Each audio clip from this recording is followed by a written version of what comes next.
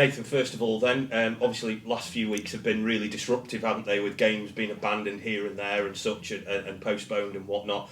Has this month been kind of quite difficult to generate any momentum and to try and get back up to the levels that you know you're all capable of being?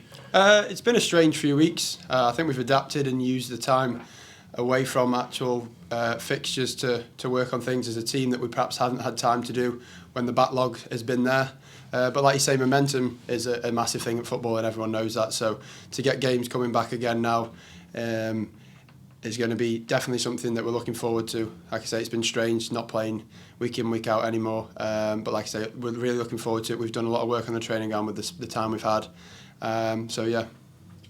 Next few weeks, of course, you couldn't wish for more football, could you? Pretty much Saturday, Tuesday for a month or so.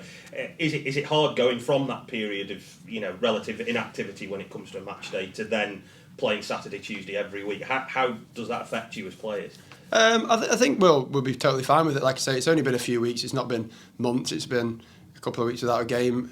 Nice to let the body rest, recover to maximum levels. Everyone's re-energised. Like I say, use the time well to work on things on the training ground.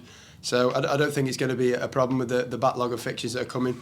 It's going to be potentially a positive if we can get that run going, that bit of momentum that we need, catch up on the fixtures to the rest of the league.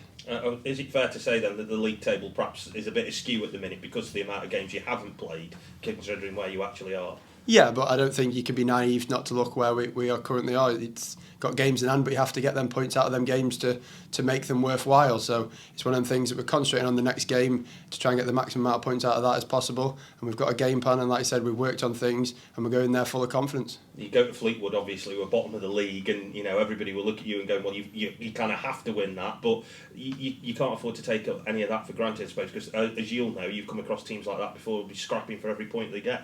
Absolutely, they know where they are in the league, and they're going to be as hungry as ever to get points. We know exactly what we need to do and go there to win and put a performance on.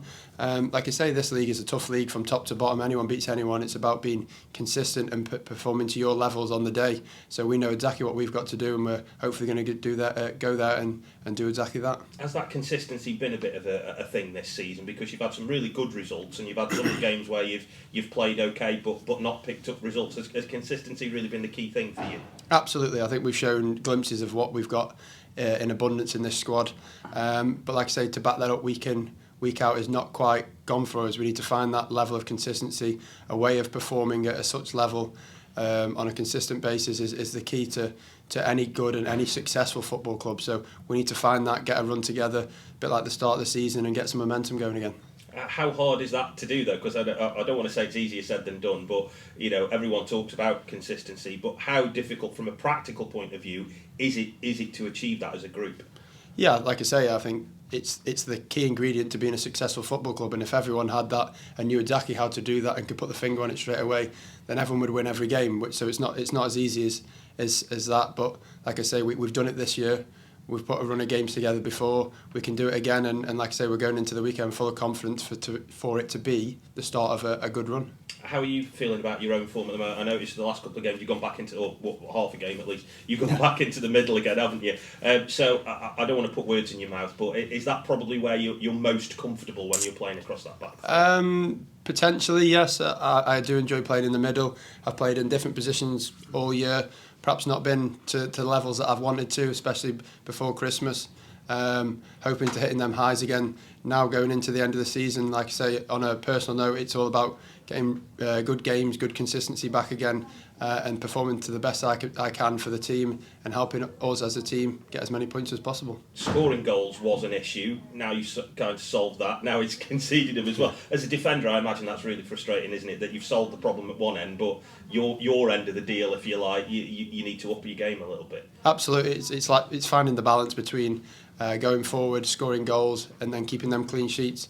If we knew exactly the formula to do that, we'd do it. But like I say, as a defender, to start conceding goals once the strikers now and the attacking midfielders have started scoring, it's a disappointing and it's frustrating for us. But like I say, we've been working on that in these 3 weeks, and hopefully we can go and show what we've been doing. Manager spoke, I think, a few weeks ago about, I think it was about 13 or 14 different combinations in that back three over the course of 25 games. Speaking as somebody who's been more or less a regular in that, what has that been like, though, to go through that amount of change, whether it be form or injury or whatever? Difficult, but like I say, I think in the squad that we've got, it's a next man up sort of mentality. Everyone's more than capable of stepping up and performing to the levels that we need.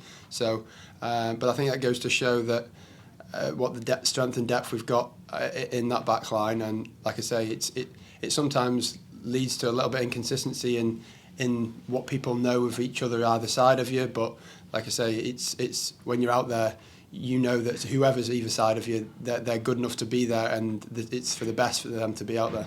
And last thing I wanted to ask you, I read the message that you wrote on the Pro Level Academy the Facebook post about and trying to inspire younger people, and even if they have rough patches and to get through things like that.